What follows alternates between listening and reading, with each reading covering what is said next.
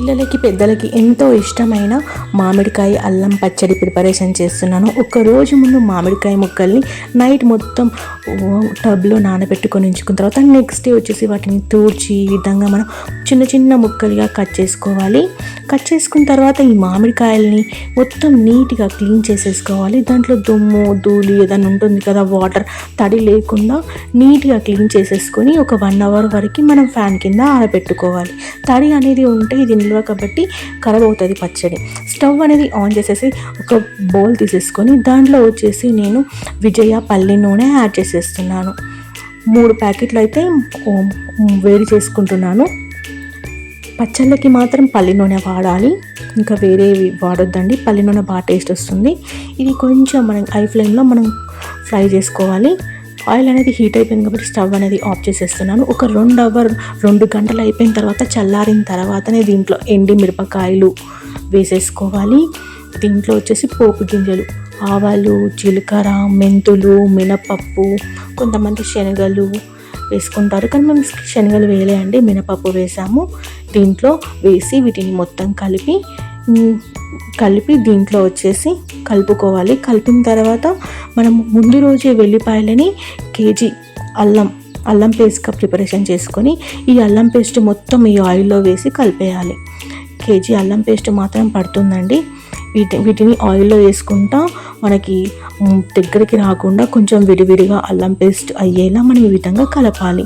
ఈ అల్లం పేస్ట్తోనే మనకి మామిడికాయ అల్లం పచ్చడి చాలా టేస్ట్గా ఉంటుందండి. ఇది చాలా హెల్త్కి చాలా మంచిది. ఈలోపు వచ్చేసి ఒక టబ్ తీసేసుకొని దాంట్లో వచ్చేసి కారం యాడ్ చేసేసుకుంటున్నాను. కేజీన్నర కారం, పచ్చళ్ళ కారం అని ఉంటుందండి బయట, తీసుకోవాలి.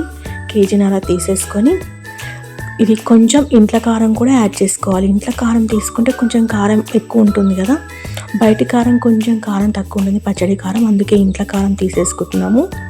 ఇంట్ల కారం వచ్చేసి 1 గ్లాస్ అనేది యాడ్ చేసేస్తున్నాను.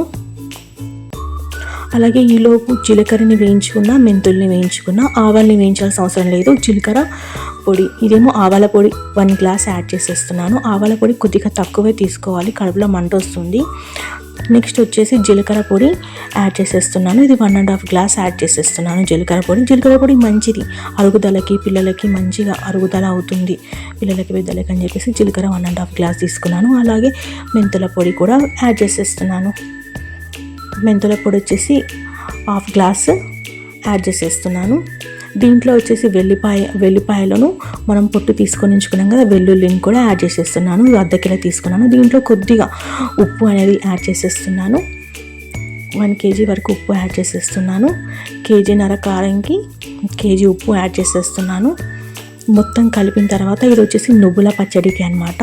దీంట్లో జీలకర్ర పొడి యాడ్ చేసేస్తున్నాను, మెంతుల పొడి, ఆవాల పొడి యాడ్ చేసేస్తున్నాను. నువ్వుల్ని 1/2 కిలో తీసుకొని వేయించి మిక్సీ పట్టుకొని ఉంచుకున్న తర్వాత దీంట్లో మనం కారం యాడ్ చేయకూడదు. దీంట్లో కొద్దిగా నువ్వులు వేయించుకొని మిక్సీ పట్టుకున్నాము. నువ్వుల పొడి 1/2 కిలో యాడ్ చేసేస్తున్నాను. దీంట్లో కొద్దిగా ఉప్పు, కొద్దిగా కలర్ కోసం పసుపు అనేది యాడ్ చేసేస్తున్నాను. దీంట్లో వెల్లిపాయలు కూడా యాడ్ చేసేస్తున్నాను. మనం ఇందాక అల్లం కలుపుకున్నాం కదా ఆయిల్లో, అది వచ్చేసి ఒక 5-6 స్పూన్స్ యాడ్ చేసేస్తున్నాను. యాడ్ చేసేసి దీంట్లో మామిడికాయ ముక్కలు కలిపేస్తే నువ్వుల ఆవకాయ పచ్చడి రెడీ అయిపోయింది. ఇది మాత్రం దోశలోకి, ఇడ్లీలోకి, పిల్లలకి పెద్దలకి చాలా బాగుంటుంది. కారం ఉండదు, ఏముండదు, గ్రీన్ కలర్లో ఉంటుంది పచ్చడి, చాలా బాగుంటుందని మీరు ఒకసారి ట్రై చేయండి. ఎలా వచ్చిందో నాకు కామెంట్ చేయండి. నెక్స్ట్ వచ్చేసి నేను ఇందాక మనం కారం అంతా తీసుకున్నాం కదా, దీంట్లో అల్లం పేస్ట్ ఆయిల్ కలుపుకున్నాం కదా, ఇది మొత్తం దీంట్లో వేసేసుకోవాలి. దీంట్లో వేసేసుకొని కింద నుంచి పైకి కలిపేసుకోవాలి. కింద నుంచి పైకి కలిపేసిన తర్వాత కలిపిన తర్వాత దీంట్లో వచ్చేసి మామిడికాయ ముక్కలు, దీనికి మామిడికాయ ముక్కకు కారం మొత్తం అంటేలా మనం ఈ విధంగా ప్రెస్ చేసుకోవాలి. ప్రెస్ చేసేసుకొని ఒక బకెట్లో వేసేసుకుంటే 5 రోజులు అయిన తర్వాత అది మొత్తం ఆయిల్ అనేది పైకి వస్తే అప్పుడు మనకి అల్లం ఆవకాయ పచ్చడి రెడీ అయిపోతుంది. దీంట్లో వేడివేడి అన్నంలో అల్లం ఆవకాయ పచ్చడి తింటే సూపర్గా ఉంటుంది. మీకు ఈ వీడియో నచ్చితే లైక్ చేయండి, షేర్ చేయండి, కామెంట్ పెట్టండి.